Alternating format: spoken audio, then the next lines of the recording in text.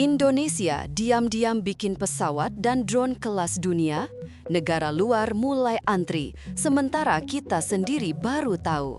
Ini bukan rumor, ini lompatan teknologi yang bikin dunia terkejut. Simak video ini hingga akhir, dan semoga yang subscribe dilancarkan rezekinya. Di sebuah sudut Bandung yang jarang muncul dalam siaran berita nasional, sebuah dunia yang berbeda berdenyut dalam irama yang tidak dikenal publik. Bukan musik, bukan keramaian kota, tetapi dentingan logam panas, dengung turbin uji, serta percikan las yang menyala seperti bintang kecil. Inilah jantung industri dirgantara Indonesia, tempat di mana ambisi besar dijalankan dalam kesenyapan. Tidak ada pameran rutin, tidak ada konferensi pers yang berlebihan. Justru dalam ketersembunyian itulah lahir capaian-capaian yang biasanya hanya dimiliki negara dengan kekuatan teknologi mapan. Kemampuan membangun pesawat dari nol, merakit helikopter dengan lisensi penuh, hingga mengembangkan drone modern berstandar militer. Dari hanggar-hanggar PT Dirgantara Indonesia, para teknisi bekerja siang malam menciptakan fondasi pertahanan udara yang selama puluhan tahun hanya terdengar sebagai slogan. Kini, dari Bandung, wacana itu berubah menjadi kemampuan nyata. Kebangkitan ini tidak dideklarasikan dengan spanduk besar atau pidato penuh retorika. Ia tumbuh seperti akar yang bergerak perlahan namun pasti, membentuk jaringan yang kokoh tanpa harus terlihat. PT Dirgantara Indonesia bersama puluhan mitra nasional bekerja seperti orkestra tanpa dirijen publik. Setiap unit memainkan perannya dengan presisi, dari perancangan struktur sayap, integrasi avionik, hingga pengujian kualitas material. Para insinyur muda dan senior duduk berdampingan merumuskan teknologi baru, sementara para periset memecahkan teka-teki aerodinamika yang rumit. Di luar sana, masyarakat mungkin lebih sering mendengar isu impor alutsista, tetapi di balik dinding pabrik dan laboratorium, Indonesia sedang membangun kemampuan yang akan mengubah nasibnya sebagai konsumen teknologi menjadi pencipta. Kebangkitan ini sunyi, namun teliti, samar, namun tidak bisa dihentikan. Keheningan panjang itu mendadak pecah pada gelaran Indo Defense 2022 ketika PT Info Global, perusahaan yang selama ini dikenal publik hanya sebagai pemasok sistem avionik TNI AU, tiba-tiba memperlihatkan sesuatu yang jauh lebih ambisius. Di tengah kerumunan pengunjung dan delegasi asing, berdiri prototipe jet tempur ringan bernama I-2 Sikatan. Bukan mock-up biasa, bukan gambar konsep, melainkan wujud fisik sebuah pesawat bermesin ganda sepanjang 12 meter yang diklaim mampu mendekati Mach 2. Para analis terpaku bukan hanya pada desainnya yang futuristik, tetapi pada keberanian Indonesia membawa konsep jet tempur ke pameran internasional. Dengan fitur siluman, kendali digital penuh, helm pintar berproyeksi data, serta rencana persenjataan modular, Sikatan menjadi simbol bahwa industri dirgantara Indonesia mulai membuka pintu menuju arena yang selama ini dianggap terlalu tinggi untuk dicapai. Namun, semakin besar sebuah kejutan, semakin tajam pula sorotan yang datang. I-2 Sikatan segera menjadi bahan perdebatan internasional. Pengamat Korea Selatan menilai bentuknya terlalu menyerupai KF-21 Boramai, jet tempur hasil kolaborasi Indonesia-Korea Selatan. Sebagian analis Tiongkok bahkan menyebutnya mirip J-20, jet tempur siluman andalan Beijing. Komentar-komentar itu menyebar cepat, memantik diskusi global tentang kemampuan desain Indonesia. PT Info Global langsung membantah tuduhan tersebut dan menyatakan bahwa inspirasi utama desainnya justru berasal dari Saab Gripen, pesawat tempur ringan yang dikenal efisien dan lincah. Di tengah silang pendapat itu, satu fakta justru semakin menonjol. Dunia, untuk pertama kalinya dalam waktu lama, sedang berbicara tentang jet tempur karya Indonesia. Perhatian ini, baik yang bersifat apresiatif maupun kritis, menjadi bukti bahwa Indonesia mulai diperhitungkan dalam gelanggang industri pertahanan udara. Di balik kegemparan Sikatan, Indonesia sebenarnya telah terlibat dalam proyek jet tempur berskala jauh lebih besar, KF-21 Boramai. Sejak 2015, PT Dirgantara Indonesia bekerja bersama Korea Aerospace Industries membangun jet tempur generasi 4,5 yang diharapkan mampu terbang hingga Mach 1,8 dengan kapabilitas radar AESA dan kemampuan membawa rudal jarak jauh.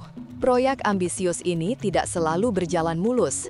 Ia sempat diguncang drama biaya, negosiasi ulang kontribusi, hingga isu kebocoran data yang memicu ketegangan diplomatik. Namun setelah perundingan panjang, Indonesia akhirnya mempertahankan komitmen 20% pendanaan. Keputusan itu membuka jalan bagi transfer teknologi yang sangat penting bagi kemandirian industri dirgantara Indonesia. Pada tahun 2025, Indonesia dijadwalkan menerima 48 unit Boramai untuk memperkuat TNI AU, mengubah struktur pertahanan udara nasional, sekaligus menaikkan posisi Indonesia di peta teknologi militer global. Berbeda dari jet tempur yang dibuat untuk unjuk kekuatan, N219 Nurtanio lahir dari kebutuhan paling mendasar rakyat Indonesia, akses. Ia adalah pesawat yang dibangun bukan untuk mememerkan kecanggihan, tetapi untuk mengisi kekosongan nyata di lapangan, di daerah-daerah yang bahkan jalan tanah pun sering hilang diguyur hujan, apalagi bandara besar. Dengan kemampuan lepas landas dari landasan hanya 600 meter, N219 bisa mendarat di jalur rumput, tanah, hingga airstrip pedalaman yang dibangun seadanya oleh masyarakat. Radius terbang 800 km dan kapasitas 19 penumpang membuatnya ideal untuk rute-rute pendek antar desa, antar kabupaten, dan antar pulau kecil yang selama puluhan tahun menjadi wilayah gelap transportasi nasional. Lebih dari itu, pesawat ini dirancang dengan mempertimbangkan karakter iklim tropis, angin gunung, dan perubahan cuaca cepat yang sering menyulitkan pesawat asing beroperasi di Nusantara. Maka, ketika minat datang dari negara-negara Asia Tenggara, Timur Tengah, hingga Afrika, itu bukan sekedar angka permintaan, itu pengakuan bahwa N219 adalah pesawat yang dipahat dari realitas geografis, bukan sekedar teori di ruang desain. Ia membuktikan bahwa karya yang lahir dari kebutuhan rakyat bisa menjadi jawaban global. Jika N219 adalah masa depan pesawat perintis Indonesia, maka CN235 dan NC212I adalah legenda yang sudah lebih dulu menembus pasar dunia. CN235, pesawat angkut menengah hasil kolaborasi panjang, telah mengukir reputasi sebagai platform yang tangguh, hemat, dan serbaguna sejak 1980-an. Digunakan lebih dari 15 negara, pesawat ini menjalankan misi penting mulai dari patroli laut di Timur Tengah, pengawasan udara di Afrika Utara, hingga operasi SAR yang menantang cuaca ekstrim di Eropa. Ia adalah bukti bahwa Indonesia, negara kepulauan yang sering dipandang sebagai pasar, ternyata mampu menjadi produsen yang dihormati. Sementara itu, NC212I merupakan simbol kedewasaan industri dirgantara nasional.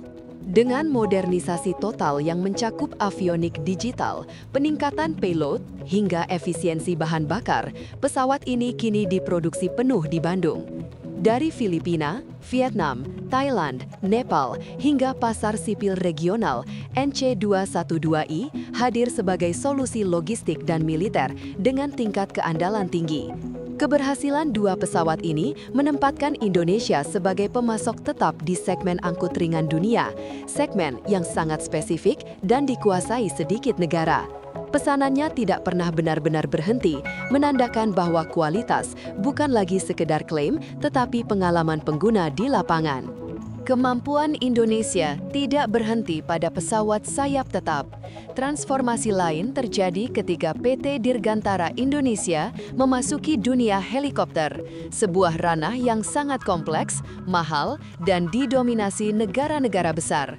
Namun melalui kemitraan strategis, Indonesia kini mampu merakit dan memodifikasi helikopter kelas dunia seperti Bell 412EP, AS565 MB Panther, dan AS550 Fennec. Masing-masing memiliki perannya sendiri dalam ekosistem pertahanan dan keamanan nasional. Bell 412EP digunakan untuk misi transport cepat dan layanan publik di daerah terpencil. Panther menjadi tulang punggung patroli maritim TNI AL memantau ribuan kilometer garis pantai yang tak pernah tidur.